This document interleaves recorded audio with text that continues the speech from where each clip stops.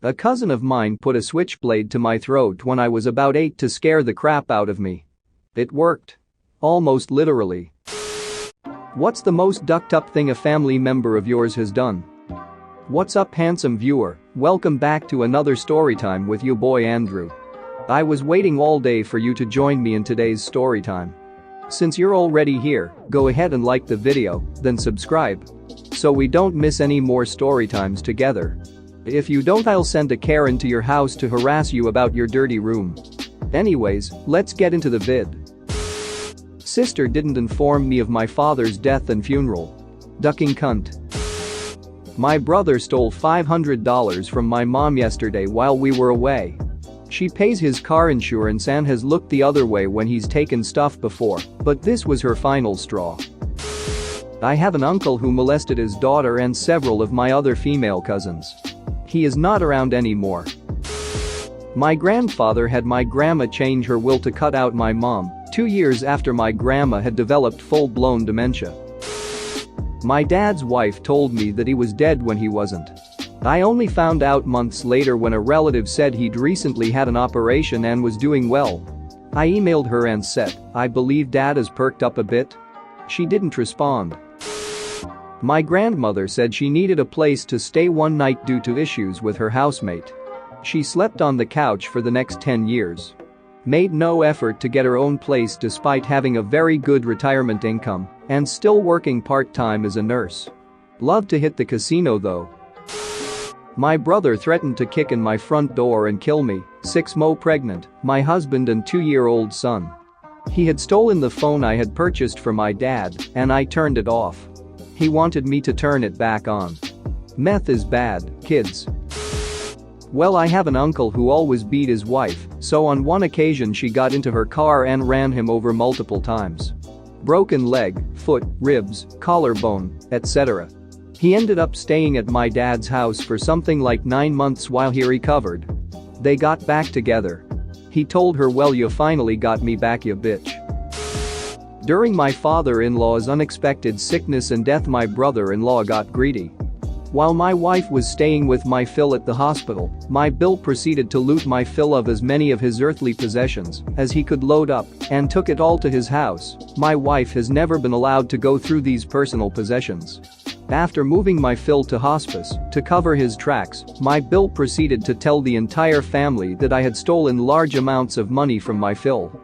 There was no truth to this whatsoever in any shape, form or fashion. And in fact, after my Phil's death, my Bill embezzled the estate fund's $50K from the account. My wife ended up suing him, and he had to return half. This act tore the family apart, all because of greed. It's been 6 years and I think about it every day, still. I had a cousin who was addicted to heroin, and his parents were always doing stuff to bail him out and keep him from being homeless. One time they put down a deposit and paid rent for a furnished apartment for him. He ended up selling the furniture for drug money. Another time they rented a mobile home for him and couldn't figure out why the water bill was so high. Turns out he was charging his homeless friends $1 to take a bath shower, and that was going on pretty much around the clock. One of my uncles borrowed $20,000 from my other more successful uncle to start a business and refuses to pay his more successful brother back because he's got so much money already.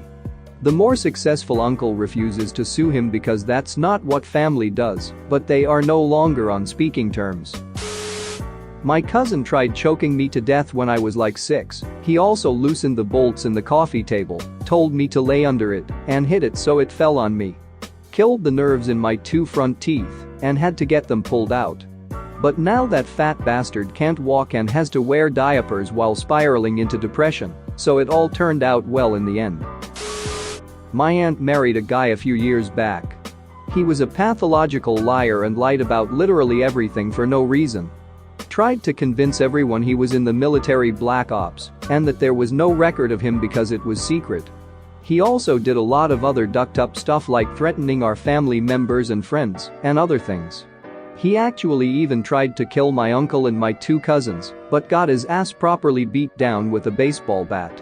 Long story short, my aunt ended up divorcing him later cause he was an all-around ducking cunt, and he came to her house, rang the doorbell, then shot himself in the head with a handgun right on her doorstep. Real ducked up. Edit. No, I don't mean they got divorced after he offed himself. They divorced and a couple months later he did the thing. Not as bad as some of things on this thread, but this was a dick move. I asked my uncle, who is a mechanic, if he could install new belts on my Honda, since it would be much cheaper than taking it to a shop. He told me he would do it for me, I just had to buy the parts. Bought the parts, took the car to him and came back a few hours later. He told me he was finished and I paid him $200 for a $450 job, which was dope. A few days later my cousin texts me a picture of some parts that his dad asked him to put on eBay. They were all the parts that he said he installed on my car. My cousin thought they may be from me since he knew what job his dad was doing for me. I called my uncle and he denied it firmly. I still had the receipt and matched the barcodes to the ones on my receipt, so they were clearly mine. My cousin, who is also a mechanic, installed them for free for me a week later. Uncle still denies it and kept my $200. Don't talk to that pleb anymore even if he's around at family gatherings. Edit. You have to remove a ton of parts to get to the belts in a 2002 Honda Accord, so you can't necessarily see what work he did. Plus I'm deaf, not a mechanic, so I honestly don't know. So tough to decide. There's my grandmother who divorced my grandfather and married his brother, making her my great aunt. There's the other grandmother who showed up to my grandfather's funeral drunk, dressed like a $2 prostitute, cussed out the family, and nearly knocked the casket over. There's the 3 convicted child molesters, and then dozen non-convicted child molesters because it was a different time then, and that kind of thing was kept in the family. There's the stepfather that tried to murder my pregnant mother. There's the cousin who shot himself in front of his kids. There's the guy who was caught ducking a goat. There's the guy who would give his kids booze on fishing trips to keep them quiet. All the kids were 5 and under. My sister, then 7 years old, tried to kill our newborn brother because she was jealous. So, take your pick on which one is the most ducked up thing. My dad's a consummate prankster. His crowning achievement, in college, has since become illegal in 2 states. Step 1. He and several buddies go to a Cadillac dealership at 5 o'clock on a Friday. This was before credit cards and automatic banking, BTW. Step 2. They wrote a check for the asking price of one of the shiny new models and drove off with it. Step 3. They sell the car at a used Cadillac dealership across town. Step 4. The used dealer calls the new dealer and tells him that the car was sold with the dealer plates still on and the price tag still in the window. Step 5. New dealer figures that the check the kids wrote is going to bounce, so he calls the cops. Step 6. My dad and his friends spend the weekend in jail. Step 7.